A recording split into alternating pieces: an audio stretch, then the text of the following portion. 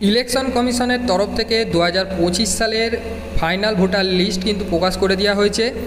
তো পশ্চিমবঙ্গে এসআইআর প্রক্রিয়ার কাজ শুরু হয়ে গিয়েছে।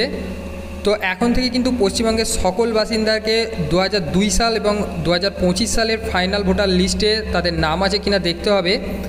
তো সেই 2025 সালের ভোটার লিস্টে আপনাদের নাম আছে কিনা কিভাবে আপনারা দেখবেন এবং 2025 সালের ভোটার লিস্ট আপনারা কিভাবে ডাউনলোড করবেন, তো সম্পূর্ণ প্রসেস স্টেপ বাই স্টেপ আজকের এই ভিডিওতে দেখাবো। অবশ্য ভিডিওটা প্রথম থেকে শেষ পর্যন্ত দেখবেন। এছাড়া চ্যানেল নতুন হয়ে থাকলে পরবর্তী ভিডিওর লেটেস্ট নোটিফিকেশনগুলো সবার প্রথম এই চ্যানেল থেকে পাওয়ার জন্য চ্যানেলটি সাবস্ক্রাইব করে পাশের বেল আইকনটিতে নোটিফিকেশন অল করে রাখবেন। এছাড়া ভিডিওটি ভালো লাগলে অবশ্যই ভিডিওটিতে একটি লাইক দিয়ে দিবেন। আপনারা এখন থেকে কিন্তু খুব সহজে 2025 সালের ফাইনাল ভোটার লিস্ট নিজেদের মোবাইল ফোন থেকে ডাউনলোড করতে পারেন।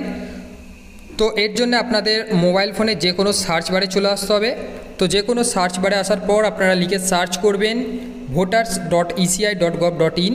এটা আপনারা লিখে সার্চ করবেন। এটা লিখে সার্চ করলে আপনারা কিন্তু ডাইরেক্ট এই ওয়েবসাইটে চলে আসবেন। এছাড়া আপনাদের সুবিধার্থে এই ওয়েবসাইটের লিঙ্ক ভিডিও ডেসক্রিপশন বক্সে দিয়ে রাখবো, সেখান থেকে ক্লিক করে ডাইরেক্ট আপনারা এই ওয়েবসাইটে চলে আসতে পারেন।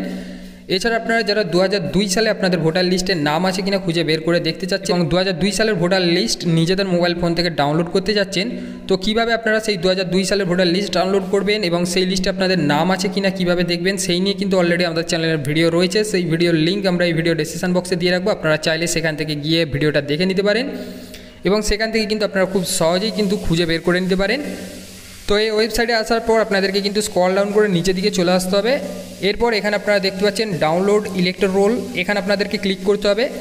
তো এখানে ক্লিক করার সঙ্গে সঙ্গে আপনাদের সামনে পরবর্তী নেক্সট অপশান চলে আসবে। এখান থেকে আপনাদেরকে প্রথমে সিলেক্ট করে নিতে হবে আপনাদের স্টেটটা। তো এখান থেকে কিন্তু প্রথমে আপনারা ওয়েস্ট বেঙ্গল সিলেক্ট করে নেবেন। ওয়েস্ট বেঙ্গল সিলেক্ট করার পর এখান থেকে আপনাদের ডিস্ট্রিক্ট নেম সিলেক্ট করতে হবে। তো এখান থেকে কিন্তু আপনারা আপনাদের ডিস্ট্রিক্ট নেমটা সিলেক্ট করে নেবেন। তারপর আপনাদের অ্যাসেম্বলি কনস্টিটিউয়েন্সি অর্থাৎ বিধানসভা কেন্দ্রের নামটা এখান থেকে সিলেক্ট করতে হবে। তো আপনাদের ক্ষেত্রে যেটা হবে আপনারা এখান থেকে সেটা সিলেক্ট করে নেবেন। অ্যাসেম্বলি কনস্টিটিউয়েন্সি সিলেক্ট করার পর এরপর অটোমেটিক আপনাদের ল্যাঙ্গুয়েজটা সিলেক্ট হয়ে যাবে। এরপর এখান থেকে আপনাদেরকে সিলেক্ট করতে হবে রোল টাইপ। তো এখানে সিলেক্ট করে আপনারা ফাইনাল রোল 2025-এ ক্লিক করবেন। এরপর আপনারা নিচের দিকে চলে আসবেন। এখানে আপনাদের পার্ট নাম্বার বা পার্ট নেম অর্থাৎ ভোট কেন্দ্রের নামটা এখান থেকে আপনাদেরকে খুঁজে বের করতে হবে, অর্থাৎ যেখানে আপনারা ভোট দিতে যান সেই ভোট কেন্দ্রের নামটা খুঁজে বের করতে হবে। এছাড়া আপনারা এখানে সার্চ অপশানে আপনাদের ভোট কেন্দ্রের নাম অর্থাৎ যেখানে ভোট দিতে যান সেটা লিখে সার্চ করবেন।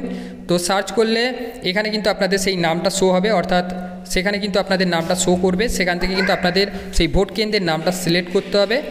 ভোট কেন্দ্রের নাম সিলেক্ট করার পর আপনারা উপরের দিকে চলে আসবেন। এখানে দেখে সঠিকভাবে ক্যাপচার কোড বসাবেন। যদি ক্যাপচার কোড বুঝতে অসুবিধা হয় সেক্ষেত্রে আপনারা রিফ্রেশ অপশানে ক্লিক করবেন।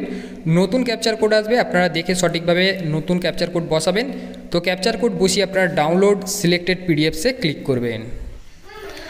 তো যখনই আপনারা ডাউনলোড সিলেক্টেড পিডিএফসে ক্লিক করবেন আপনাদের সামনে স্ট্যাটাস প্রোগ্রেসে কিছুক্ষণ ওয়েট করতে হবে। স্ট্যাটাস প্রোগ্রেসটা কমপ্লিট হবে এবং আপনাদের সেই পিডিএফটা ডাউনলোড হয়ে যাবে।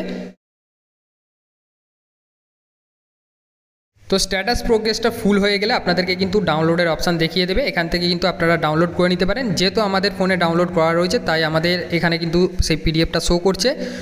তো এখানে আমরা ডাউনলোড এগেনে ক্লিক করলাম। তো ডাউনলোড এগেনে ক্লিক করলে ফাইলটা আবার ডাউনলোড হয়ে যাবে। তারপরে কিন্তু ফাইলটা আপনাদেরকে ওপেন করতে হবে। ওপেন করার পর এখান থেকে কিন্তু আপনাদেরকে সিলেক্ট করতে হবে সেই পিডিএফটা কোন ফাইলের মাধ্যমে খুলতে যাচ্ছেন সেটা সিলেক্ট করবেন। সিলেক্ট করলে অটোমেটিক কিন্তু সেই পিডিএফ ফাইলটা খুলে যাবে।